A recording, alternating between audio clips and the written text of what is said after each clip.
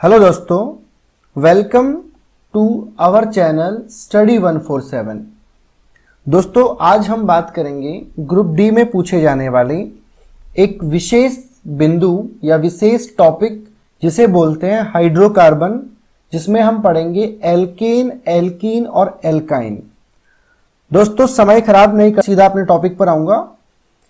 दोस्तों, आपको बेसिक वैसे पता है, लेकिन मैं छोटा सा रिवाइज कर देता हूं। एक टॉपिक होता है हाइड्रोकार्बन। हाइड्रोकार्बन को दोस्तों दो भागों में विभाजित किया गया है। पहला भाग है संतृप्त हाइड्रोकार्बन और दूसरा भाग है असंतृप्त हाइड्रोकार्बन।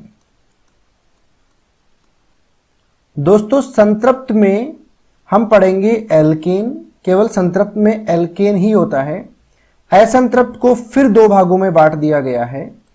पहला होता है एल्कीन और दूसरा होता है एल्काइन। इन सबको बेसिक चीजें पढ़ेंगे और ध्यान रखना दोस्तों, ग्रुप डी में बिल्कुल बेसिक से प्रश्न पूछे जा रहे हैं और लगभग सभी शिफ्टों में पूछे जा रहे हैं। आपको आगे पढ़ाने से पहले मैं एक छोटी सी सीरीज याद करवा देता हूं। अगर किसी श्रेणी में कार्बन की संख्या 1 होगी या फिर 2, 3, 4, 5, 6, 7, 8, 9 या फिर 10 हो सकती है। अगर किसी श्रेणी में कार्बन की संख्या 1 है तो दोस्तों उसके नाम से पहले शब्द प्रयोग में लेंगे मैथ। कार्बन की संख्या 2 है तो उसको बोला करेंगे एथ। कार्बन की संख्या 3 है तो बोला करेंगे प्रॉप। 4 वाले पे बोलेंगे दोस्तों ब्यूट। 5 वाले पर बोलेंगे दोस्तों पेंट। 6 पर वह शब्द लेते हैं काम में हेक्स। 7 के लिए काम में लिया जाता है हेप्ट। 8 के लिए प्रयोग किया जाता है दोस्तों ऑक्ट।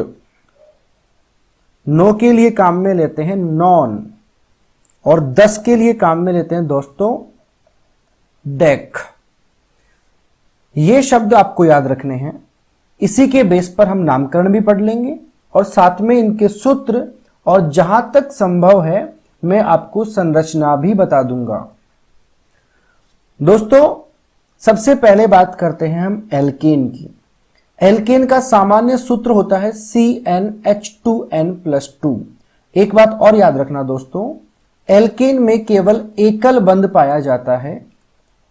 एकल बंध। वैसे दोस्तों पढ़ाने के लिए बहुत सारी चीजें हैं, लेकिन हम केवल अभी एग्जाम ओरिएंटेड चीजों की ही बात करेंगे। एग्जाम में जो बिल्कुल सटीक प्रश्न पूछे जा रहे हैं हम उनकी बात कर रहे हैं दोस्तों। एल्केन जो है उनमें होता है एकल बंध। दोस्तों, कौन सा बंध होता है? एकल बंध, जिसको बोला करते हैं अपन सिंगल बॉन्ड। सूत्र होता है CnH2n। अगर कार्बन की संख्या 1 है तो उसका सूत्र क्या बनेगा? यहां सूत्र लिखेंगे, हम उसकी संरचना भी लिख देंगे। हम उसकी दोस्तों संरचना भी लिख देंगे और साथ में हम बनाएंगे उसका नाम। एक बात और दोस्तों, अगर कहीं पर एल्केन है तो उसके नाम के अंत में एन शब्द प्रयोग में किया जाएगा। अगर एल्कीन है तो उसके नाम के अंत में इन लग जाएगा और एल्काइन है तो उसके नाम के अंत में लग जाएगा दोस्तों आइन। अब अगर कार्बन की संख्या 1 है तो उसका सूत्र क्या होगा? दोस्तों, अपने पास एल्केन का सूत्र होता है CnH2n+2। n का मान यहां पर 1 रखेंगे। जब यहां भी आप 1 रखोगे तो 2 × 1 + 2, तो सूत्र बन गया C1H4 या अपन बोल सकते हैं इसको CH4। तो एल्केन का जो प्रथम यौगिक है उसका नाम है CH, उसका सूत्र है CH4। संरचना की बात करें तो एक कार्बन के साथ 4 हाइड्रोजन इस प्रकार से जुड़े हुए होते हैं। अब अगर हम इस CH4 उसका नाम निकाले कि इसका नाम क्या होगा। तो दोस्तों एक कार्बन के लिए हम शब्द लेते हैं मैथ, और हमारी भी श्रृंखला में केवल एक ही कार्बन है, तो सबसे पहले लिखेंगे हम मैथ, और इसमें क्या लगाएंगे, सारे एकल बंध वाले हैं, तो मैथ के साथ में बन गया एन। दोस्तों इसका नाम हो गया मैथेन। ठीक है दोस्तों, अब हम किसी और एग्जाम्पल की बात करें। अगर n का मान 2 होगा दोस्तों, तो उसका नाम क्या बनेगा।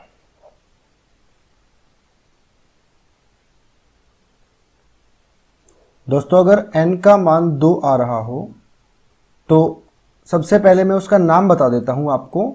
देखो 2 पे दोस्तों काम में लेते हैं शब्द एथ, और एथ के साथ में n लगाएंगे, तो इसका नाम बन जाएगा एथेन। सूत्र कैसे निकालेंगे, n का मान 2 रख दो। दोस्तों बहुत इजी है, बहुत इजी ही सूत्र है। C2H4 + 2, तो दोस्तों ये बन गया C2H6। ये हो गया अपना एल्केन का दूसरा यौगिक। संरचना कैसे बनाएंगे, 2 कार्बन है और 6 हाइड्रोजन है, तो 3 हाइड्रोजन इससे जुड़े होंगे और 3 हाइड्रोजन इस कार्बन से जुड़े होंगे। आपको ये पता होगा कार्बन की संयोजकता 4 होती है, और यहां एल्केन है तो कार्बन की चारों संयोजकता सारे सिंगल बॉन्ड अर्थात एकल बंधों से ही पूरी होगी। देखो इस कार्बन के साथ 1 2 3 4 एकल बंध है, इस कार्बन के साथ भी 1 2 3 4 एकल बंध है, तो इसका नाम बन गया एथेन। एथ प्लस एन क्या बन गया दोस्तों, एथेन। की बात करें एल्कीन। दोस्तों एल्कीन जो होता है वो एक प्रकार का असंतृप्त हाइड्रोकार्बन होता है। कैसा हाइड्रोकार्बन होता है दोस्तों, असंतृप्त हाइड्रोकार्बन होता है। इसका सामान्य सूत्र होता है CnH2n। सामान्य सूत्र होता है CnH2n। दोस्तों यहां आपको विशेष रूप से एक बात ध्यान रखनी है, अगर n का मान 1 आ रहा है तो एक कार्बन की श्रेणी पर या एक कार्बन की श्रृंखला पर किसी प्रकार का एल्कीन नहीं बनेगा। क्यों नहीं बनेगा वो समझिए। एल्कीन किसको बोलते हैं, जिसमें पाए जाते हैं डबल बॉन्ड। जिसमें क्या पाए जाते हैं दोस्तों, डबल बॉन्ड, या जिसको बोलते हैं द्विबंध। अब द्विबंध कम से कम एक कार्बन में तो बन ही नहीं पाएगा। कम से कम इसमें कितने कार्बन होने चाहिए, 2 कार्बन होने चाहिए। अगर हम बना भी लेते हैं, तो मैंने देखो अच्छे से लिखा है यहाँ पे, एल्कीन का निर्माण में किसी 2 कार्बन के परमाणु के बीच दोहरा आबंध आवश्यक है। 2 कार्बन परमाणु के बीच, दोस्तों कितने कार्बन परमाणु के बीच में, 2 कार्बन परमाणु के बीच में। लेकिन इस श्रृंखला में केवल एक ही कार्बन है, अर्थात एक कार्बन पर कोई एल्कीन बनना संभव नहीं है। चलो हम और एग्जाम्पल की बात करते हैं। जैसे कि n का मान लीजिए दोस्तों आ गया आपके पास 2 कार्बन पे नाम क्या बनेगा उस एल्कीन का, आपको ये पता है। 2 कार्बन के लिए हम प्रयोग में लेते हैं एथ, और एल्कीन है तो अंत में लग जाएगा इन। अंत में लग जाएगा दोस्तों इन, तो 2 श्रृंखला वाले एल्कीन का नाम बनेगा एथीन। क्या नाम बनेगा दोस्तों, एथीन। अब जो एथीन बन रहा है इसका सूत्र क्या होगा, हमारे पास एल्कीन का सूत्र होता है CnH2n। n का मान 2 रखिए, H2 × 2, तो फॉर्मूला बन गया C2H4। ये फॉर्मूला बन गया दोस्तों किसका, एथीन का। अब इसकी संरचना की बात करें तो कार्बन की संख्या है 2 कार्बन मैंने बना दिए। अब एथीन है तो इन का मतलब होता है डबल बॉन्ड 2 कार्बनों के बीच में। H का मान 4 है, 2 हाइड्रोजन इस कार्बन से जुड़ेंगे और 2 हाइड्रोजन दूसरे कार्बन से जुड़ेंगे। यह हो गया दोस्तों एथीन का संरचना। आगे बात करें, अगला पॉइंट है एल्काइन। एल्काइन भी दोस्तों असंतृप्त हाइड्रोकार्बन है, लेकिन इसमें ट्रिपल बॉन्ड या जिसको हम बोलते हैं त्रिबंध पाया जाता है। इसका सामान्य सूत्र CnH2n-2 होता है। दोस्तों ये सूत्र याद करना बहुत आसान है। अगर एल्केन की बात करें तो फॉर्मूला होता है CnH2n+2। एल्केन का फॉर्मूला CnH2n+2। एल्कीन का फॉर्मूला मैंने आपको बताया CnH2n और एल्काइन का फॉर्मूला हो गया CnH2n-2। अगर आप इन तीनों फॉर्मूलों को एक साथ ध्यान से देखोगे आपको नजर आएगा पहले फॉर्मूले में CnH2n तो कॉमन आ रहा है, साथ में 2 जोड़ दिया गया है। अगर एल्केन से एल्कीन की तरफ बढ़ेंगे तो इस 2 को कम कर दिया जाएगा, फॉर्मूला बनेगा CnH2n। अगर एल्कीन से एल्काइन की तरफ बढ़ेंगे तो उसमें और 2 कम कर दिया जाएगा, अर्थात फॉर्मूला बनेगा CnH2n-2। ठीक है दोस्तों, अब हम बात करते हैं। मैंने आपको बताया कि एक कार्बन पे एल्कीन नहीं बनेगा क्योंकि एल्कीन की शर्त क्या होती है कि 2 कार्बनों के बीच में डबल बॉन्ड होना चाहिए। ऐसे ही एल्काइन की शर्त यह है कि 2 कार्बनों के बीच में त्रिपन बंध होना चाहिए, अर्थात एक कार्बन पर ना तो एल्कीन बनेगा और ना ही दोस्तों एल्काइन बनेगा। आपको कंफ्यूज करने के लिए वो CH2 का नाम पूछेगा आपसे, इसका कोई नाम नहीं होता। वैसे नाम होता है दोस्तों, लेकिन वो सब चीजें अपने सिलेबस से बाहर है, वो NCERT 10th क्लास तक के सिलेबस में नहीं है। एल्काइन का फॉर्मूला ये हो गया दोस्तों। अगर एक कार्बन की बात करें तो बनेगा CH0। अब जब हाइड्रोजन भी नहीं है और एक कार्बन तो कार्बन ही कहलाएगा, अर्थात एक कार्बन पे एल्काइन का बनना संभव नहीं है। दोस्तों डिटेल से मैंने नीचे लिख दिया है, उसी चीज को आप स्क्रीनशॉट ले सकते हो। अब अगर बात करें अपन कि चलो ठीक है एक कार्बन पर तो नहीं बन रहा, अगर कार्बन की संख्या 2 हो जाए तो क्या बनेगा? दोस्तों एल्काइन में ट्रिपल बॉन्ड के लिए अपन शब्द काम में लेते हैं आइन, और 2 के लिए अपन काम में लेते हैं एथ। तो इसका नाम बन जाएगा एथ प्लस आइन, मतलब एथाइन। अब उसके बाद में हम बात करें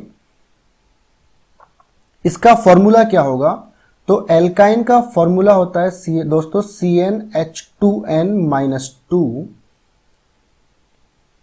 CnH2n-2। n का मान जब 2 रखेंगे तो आपको प्राप्त होगा 2 गुणा 2 माइनस 2, अर्थात C2H 4 माइनस 2 2।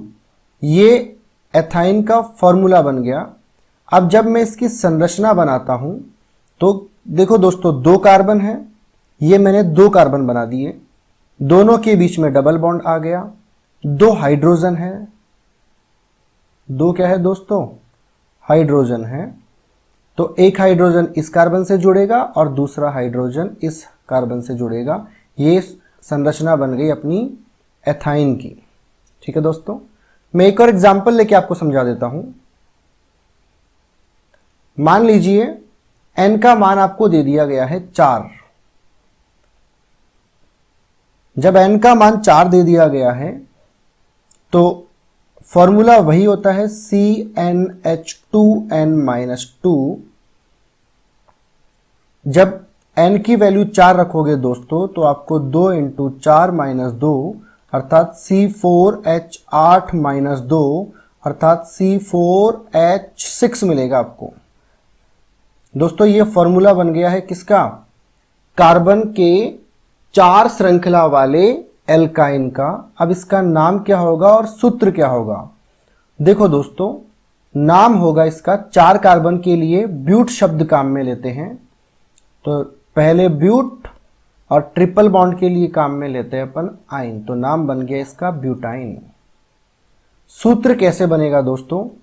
1 2 3 4 कार्बन है, एल्काइन है, तो किसी भी 2 कार्बन के बीच में आपको ट्रिपल बॉन्ड लगाना है। मान लीजिए मैंने वो ट्रिपल बॉन्ड यहां लगा दिया है। अब कार्बन की संयोजकता 4 पूरी करते हुए हाइड्रोजन भर दीजिए आप। इस कार्बन की वैलेंसी 1 2 3 ऑलरेडी पूरी है, 1 कम पड़ रही है, यहां हाइड्रोजन आ जाएगा। इस कार्बन की वैलेंसी 1 2 3 4 पूरी हो गई, कुछ भी हाइड्रोजन नहीं आएगा। इसके पास 2 हाइड्रोजनों की कमी है और इसके पास 2 हाइड्रोजनों की कमी, 3 हाइड्रोजनों की कमी है। तो सब में जहां जहां कमी है संयोजकता में वहां अपन हाइड्रोजन जोड़ करके दोस्तों संयोजकता को पूरी कर देंगे। अब आप कहोगे कि आपने ये ट्रिपल बॉन्ड इन दोनों कार्बनों के बीच में लगाया है, अगर मैं इन दोनों के बीच में लगाऊं तो क्या होगा? दोस्तों तब भी गलत नहीं है।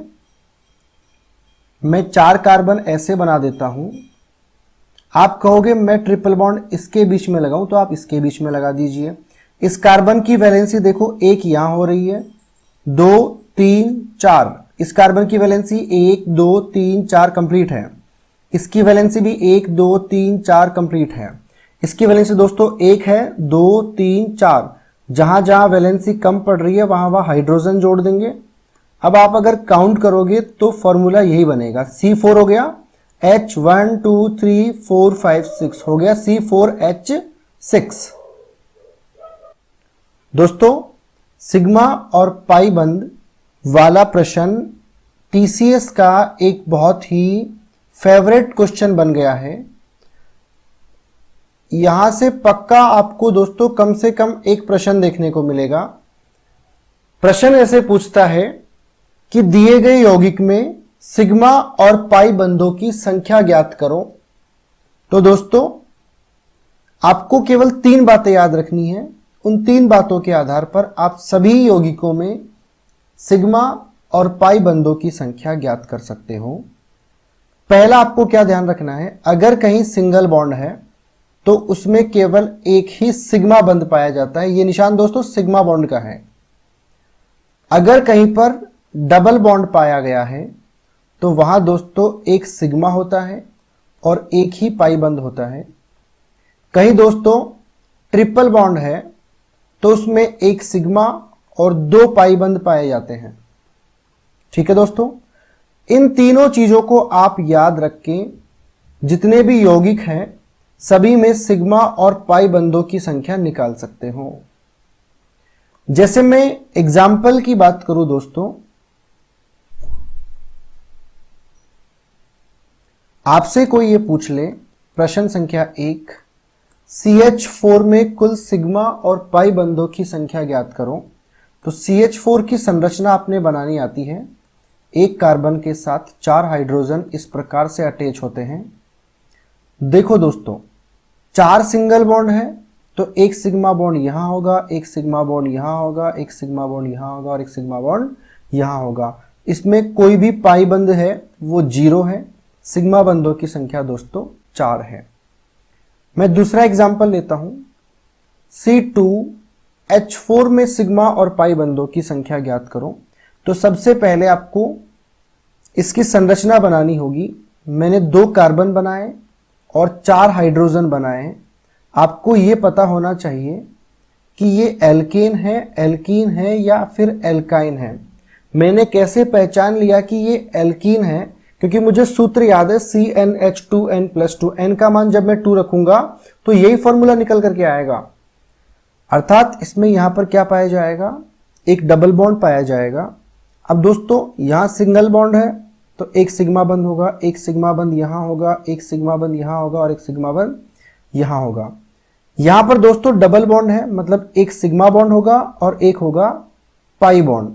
तो इस पूरे यौगिक में सिग्मा बंधों की संख्या होगी दोस्तों 1 2 3 4 और ये हो गई 5। सिग्मा बॉन्ड हो गए 5। पाई बंधों की संख्या दोस्तों हो गई इसमें 1। ठीक है, इसी प्रकार मैं और उदाहरणों की बात करूं। एक प्रश्न पूछा जा रहा है बार बार कि बेंजीन में कुल सिग्मा और पाई बंधों की संख्या बताओ। तो दोस्तों बेंजीन की आपको संरचना याद होनी चाहिए। बेंजीन का फॉर्मूला होता है C6H6। ये फॉर्मूला होता है दोस्तों किसका, बेंजीन का। और बेंजीन की संरचना इस प्रकार से होती है, 6 भुजाओं वाले चक्रीय यौगिक के रूप में। एक कार्बन को छोड़कर दूसरे कार्बन पर डबल बॉन्ड पाया जाता है। यह सिंपल संरचना है बेंजीन की। जितने भी कॉर्नर है सब में कार्बन उपस्थित है। अगर मैं इसका ओपन स्ट्रक्चर बनाऊं दोस्तों तो कुछ इस प्रकार का स्ट्रक्चर बनेगा।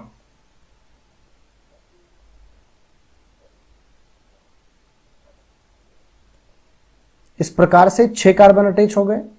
यहां डबल बॉन्ड पाया जाता है, यहां डबल बॉन्ड पाया जाता है, अर्थात मैं कहूं कि एक कार्बन छोड़कर प्रत्येक दूसरे कार्बन पर डबल बॉन्ड पाया जाता है और एक यहां डबल बॉन्ड पाया जाता है। दोस्तों सभी कार्बन के साथ एक एक हाइड्रोजन अटैच्ड रहता है।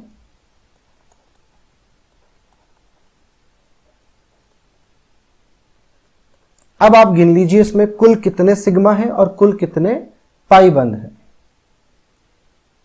दोस्तों यहां एक सिग्मा है, जितने भी सिंगल बॉन्ड है सब में एक एक सिग्मा बॉन्ड पाया जाएगा, जितने भी डबल बॉन्ड है सब में एक एक पाई बॉन्ड पाया जाएगा। डबल बॉन्ड में यहां पाई बॉन्ड होगा, यहां पाई बॉन्ड होगा और यहां पाई बॉन्ड होगा। तो कुल सिग्मा बंध गिन लीजिए दोस्तों, 1 2 3 4 5 6 तो हाइड्रोजन वाले हो गए, फिर एक 7 8 9 10 11 12 तो दोस्तों इसमें सिग्मा बॉन्ड पाए जाएंगे और पाई बंधों की संख्या होगी इसमें 1 2 और ये 3। ठीक है दोस्तों।